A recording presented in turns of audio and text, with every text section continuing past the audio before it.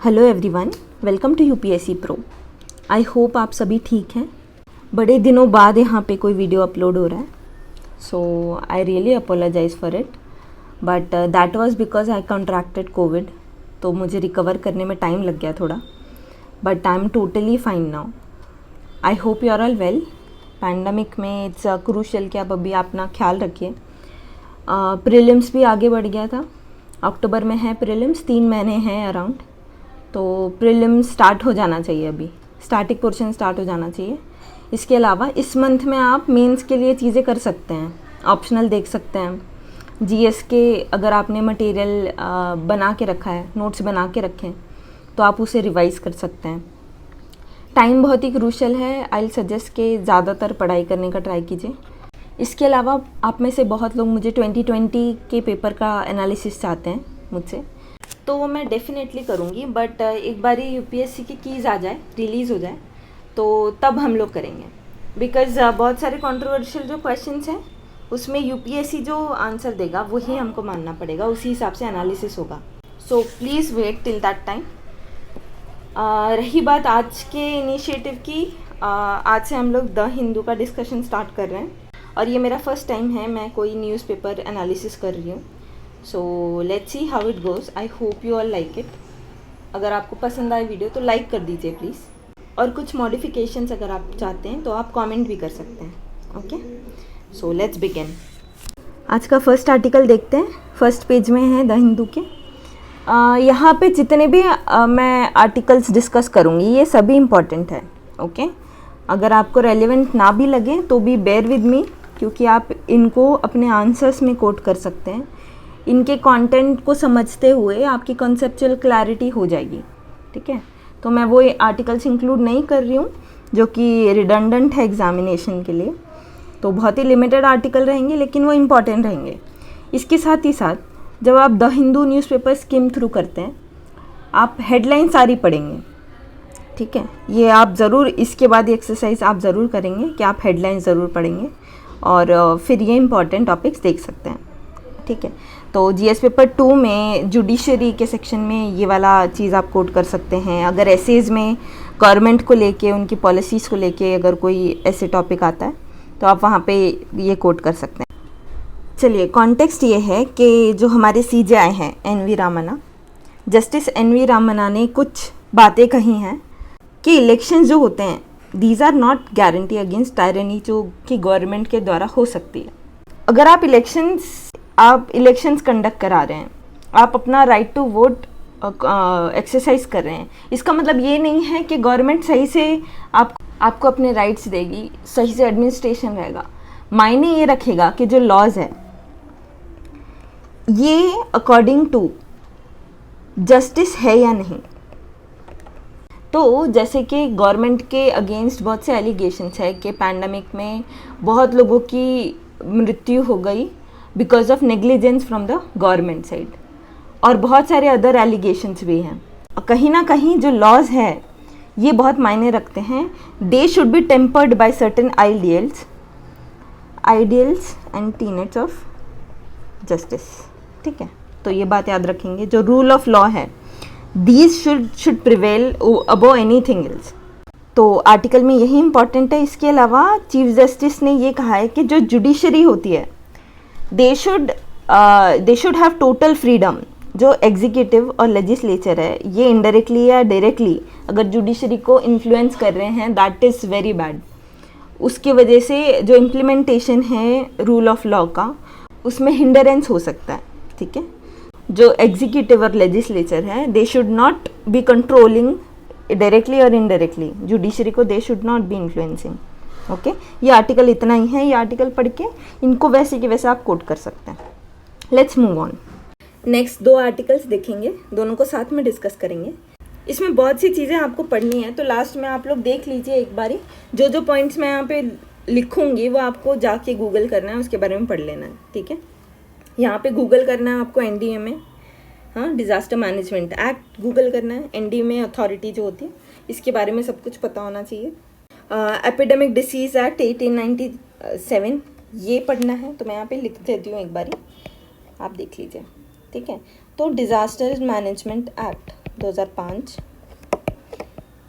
NDMA, then Epidemic Disease Act 1897। इन तीनों के बारे में आप डिटेल में पढ़ लेंगे, ठीक है। कॉन्टेक्स्ट ये है कि अब जो कोविड-19 हुआ है, कोविड-19 जो हुआ है, अकॉर्डिंग टू गवर्नमेंट ये बायोलॉजिकल डिज़ास्टर है अंडर डिज़ास्टर मैनेजमेंट एक्ट 2005, और NDMA के अंडर, क्योंकि ये डिज़ास्टर है, जो विक्टिम्स ऑफ कोविड होते हैं, जो डिसीज्ड होते हैं, जिनकी मृत्यु हो जाती है, उनके फैमिली को, उनको कंपनसेशन देना ज़रूरी है गवर्नमेंट को, ठीक है। ये एक्ट के अंतर्गत अगर वो डिज़ास्टर कहलाता है तो कंपनसेशन मिलनी ही चाहिए। और ये डिसाइड करता है NDMA। वो कितना अमाउंट डिसाइड करेगा वो NDMA ही जाने, सुप्रीम कोर्ट तक ने बोल दिया है, ठीक है। अब गवर्नमेंट की तरफ से क्या आर्ग्यूमेंट्स आ रहे हैं, इस कंपनसेशन को गवर्नमेंट रिफ्यूज़ कर रही है। क्यों रिफ्यूज़ कर रही है? सबसे पहले वो बोल रही है कि ये जो डिसीज़ है, ये जो पैंडमिक है, ये डिज़ास्टर कंटिन्यूस डिज़ास्टर है, ठीक है। अब अगर ये कॉन्टीन्यूस डिज़ास्टर है तो इसका टाइमलाइन पता नहीं है कब तक चलेगा, है ना। तो ये गवर्नमेंट का आर्ग्यूमेंट है कि इसका टाइमलाइन हमें पता नहीं है कब तक ये आगे बढ़ेगा। तो जो वन टाइम पेमेंट यहाँ पे दिया जा रहा है, लगातार लोगों को दिया जा रहा है, वो गवर्नमेंट के हिसाब से पब्लिक हेल्थ सिस्टम को वैक्सीनेशन में, देन फूड और बाकी सारे फैसिलिटीज़ को प्रोवाइड करने में एक्सपेंडिचर लगना चाहिए, ऐसा गवर्नमेंट का कहना है। इसीलिए वो रिफ्यूज़ कर रहा है। बट सुप्रीम कोर्ट क्या बोल रहा है यहाँ पे? सुप्रीम कोर्ट का बहुत ही क्लियर स्टैंस है। सुप्रीम कोर्ट का स्टैंस है कि ये जो आप बाकी चीज़ें कर रहे हैं, ठीक है, that is well and good. यहाँ पे लिखा देखिए, public health, vaccination, treatment, food, economy etcetera, that is well and good. लेकिन ये at the cost of right नहीं होना चाहिए। किसी सिटीज़न का राइट है, अगर वो डिज़ास्टर के अंदर उनको नुकसान पहुँचता है, वो विक्टिम होते हैं, उनका राइट है कंपनसेशन का, वहाँ से आप रुपए निकाल के नहीं दे सकते हैं, ठीक है। तो जो आप आर्ग्यूमेंट्स दे रहे हैं बहुत अच्छी बात है, वो आप कीजिए, लेकिन आप at the sake of poor नहीं कर सकते हैं। तो आई होप ये आर्टिकल क्लियर होगा। इसमें और कोई पॉइंट नहीं है। यहाँ पे जो भी मैंने बताया है वो आप ज़रूर गूगल कीजिए, प्रीलिम्स में वहाँ से क्वेश्चन आ सकते हैं। Okay, let's move ahead. चलिए आगे बढ़ते हैं। अभी big tech firms should be accountable, ऐसा कहना है हमारे external affairs minister S Jaishankar का। इन्होंने कहा कि जो बड़े जायंट कंपनीज है, जैसे ट्विटर एंड फेसबुक, ये लोग क्या कर रहे हैं, डेटा यूज़ कर रहे हैं, बट वो डेटा की अकाउंटेबिलिटी नहीं रख रहे हैं। उनको कहाँ पे किस तरह यूज़ किया जा रहा है, कैसे प्रोटेक्ट किया जा रहा है, सिक्योरिटी के क्या क्लॉज है उसके तहत, वो अकाउंटेबिलिटी नहीं रखना चाहते हैं। तो गवर्नमेंट ऑफ इंडिया का कहना है these giant firms they should be accountable for their various activities. अब यहाँ पे कॉन्टेक्स्ट क्या है? कॉन्टेक्स्ट शुरू होता है Twitter versus government of India controversy से, कुछ 1 महीना पहले से चल रही है। तो कुछ न्यू IT रूल्स थे जिसको ट्विटर ने कंप्लाई करने से मना कर दिया था, ठीक है। जैसे chief compliance officer for India बनाने को कहा था गवर्नमेंट ऑफ इंडिया ने, वो नहीं हो पाया इनके द्वारा।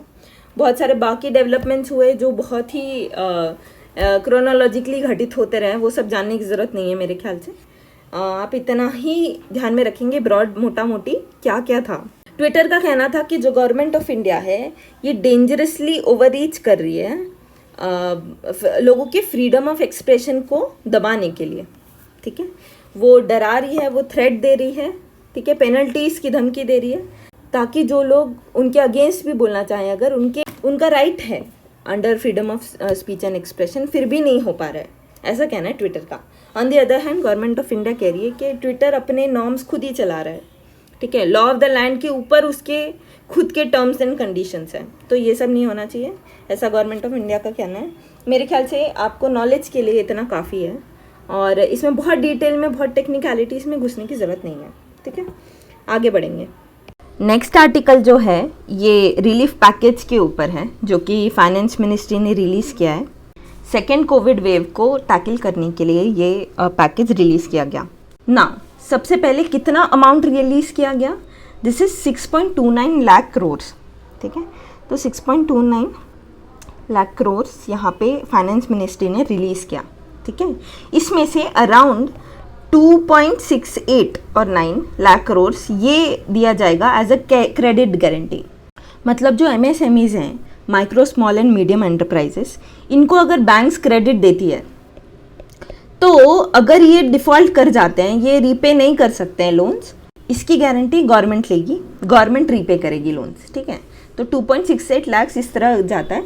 1.5 लाख करोड़ जाता है इमरजेंसी क्रेडिट स्कीम में, ये भी क्रेडिट स्कीम में ही जा रहा है, ठीक है। इसके अलावा छोटे छोटे पैकेजेस दिए गए हैं, जैसे 15K करोड़ ये पेडियाट्रिक हेल्थ केयर को दिए गए, ठीक है। पॉइंट ये है कि ये जो सेकेंड पैकेज दिया गया ये इटसेल्फ इज सो स्मॉल, क्योंकि जो फर्स्ट कोविड वेव था उस वक्त जो पैकेज अनाउंस किया गया था that was around 20 lakh crore, जबकि second wave was very dangerous, इसमें कई लोगों की जान चली गई। तो यहाँ पे अगर इतना कम पैकेज दिया जा रहा है तो ये बहुत ही निग्लिजिबली इम्पैक्ट करेगा इकोनॉमी को, ठीक है। सेकेंडली जो पैकेज दिया गया है वो डायरेक्ट बेनिफिट नहीं है टू वल्नरेबल सेक्शंस। बेटर ये होता कि वल्नरेबल सेक्शंस को आप DBT के थ्रू, डायरेक्ट बेनिफिट ट्रांसफ़र के थ्रू आप पैसे देते और उनके पास खर्चा करने के लिए रुपए होता, that would have raise the demand, ठीक है। उसकी वजह से प्रोडक्शन बढ़ता, प्रोडक्शन बढ़ने से एक्सपोर्ट बढ़ता, एक्सपोर्ट बढ़ने से आपका जो फिस्कल डेफिसिट है वो कम होता। इसके फिस्कल डेफिसिट कम होने से जो rating agency, international rating agencies, ये अच्छा रेट करती इंडिया को और इन्वेस्टमेंट बढ़ता। आई होप ये साइकिल आपको समझ आया होगा। बट द प्रॉब्लम इज, अभी पहले ही ये प्रॉब्लम है कि अपनी इकॉनमी में ऑलरेडी इन्फ्लेशन है, ठीक है, इन्फ्लेशन चल रहा है, ऊपर से फ्यूल प्राइजेस बहुत बढ़े हुए हैं, तो फ्यूल प्राइजेस की वजह से इन्फ्लेशन फिर एग्रावेट हो रहा है, ठीक है।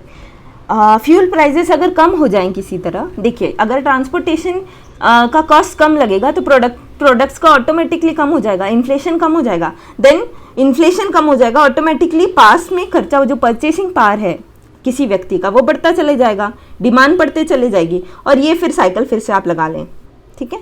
आई होप ये क्लियर हुआ है थोड़ा, ये कुछ ज़्यादा ही स्क्रीन ख़राब हो गई है। एनीवे, इतना ही ये आर्टिकल में दिया हुआ है, ठीक है।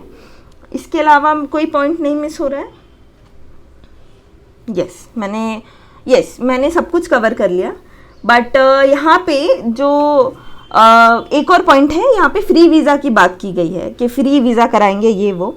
देखिए, अगर वैक्सीनेशन ही पूरी तरह से नहीं हुआ है, इसकी हालत इतनी खस्ता है वैक्सीनेशन की, ऊपर से ट्रांसपोर्टेशन प्रॉपर नहीं है, इंफ्रास्ट्रक्चर प्रॉपर नहीं है, हेल्थ केयर सिस्टम प्रॉपर नहीं है, तो फ्री वीज़ा का उतना कुछ हेल्प होता नहीं है, ठीक है। तो yes, now it is complete, let's move ahead to last article of the day, reimagining examinations. जब से सेकेंड वेव आई है पैंडेमिक की, हालत ये हो गई है कि एग्जामिनेशंस कंडक्ट नहीं हो पा रही थी, ठीक है। 12th की तो वैसे ही काफ़ी सारे स्टेट्स ने प्रमोट कर दिया बच्चों को, तो यहाँ से एक बात छिड़ती है कि अच्छा, अगर ऐसी सिचुएशन आ रही है जब आप प्रमोट कर दे रहे हो बच्चों को वैसे ही, तो और कौन से तरीके हो सकते हैं जिनसे उनका असेसमेंट हो सकता है, ठीक है, एग्जामिनेशन के, और कौन से तरीके हो सकते हैं, ठीक है।